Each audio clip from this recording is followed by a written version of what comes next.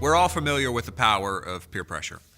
In fact, we spend a lot of time teaching middle and high school students that it's a negative influence and something they should resist.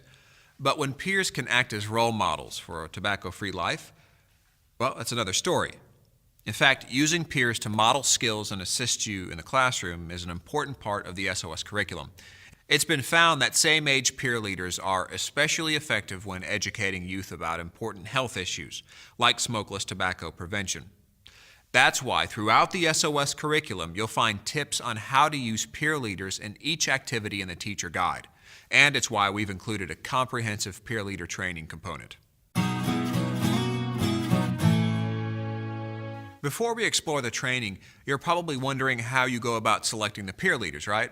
There are several options. You can ask for volunteers, you can ask other instructors to recommend good candidates, or your class or youth group can nominate and select the peer leaders from within their class or youth program. The peer leader training session requires a commitment of 3 hours from you and your peer leaders.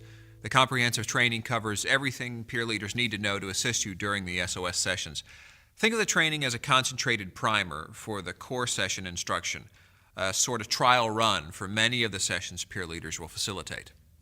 You're going to see some good results from the training. Once they've completed the course, peer leaders will be prepared to assist you with classroom management. They'll be able to identify the various forms of smokeless tobacco, and they'll be able to explain the consequences of use and the stages of addiction. They'll also understand how to apply a decision-making model to use or not use smokeless tobacco.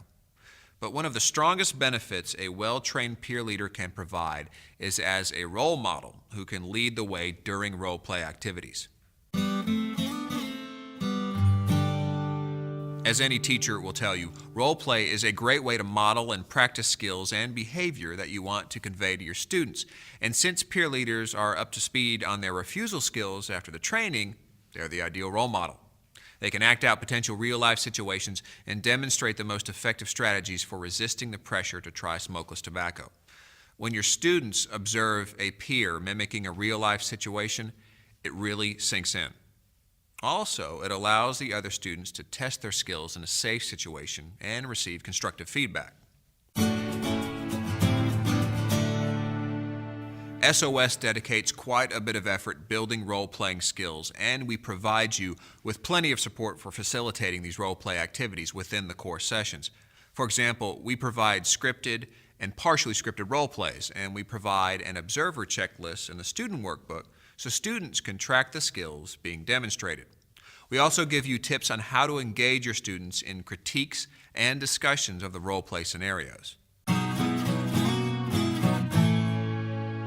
It's a good idea to schedule your peer leader training just a few days before you begin teaching the core SOS curriculum. Why?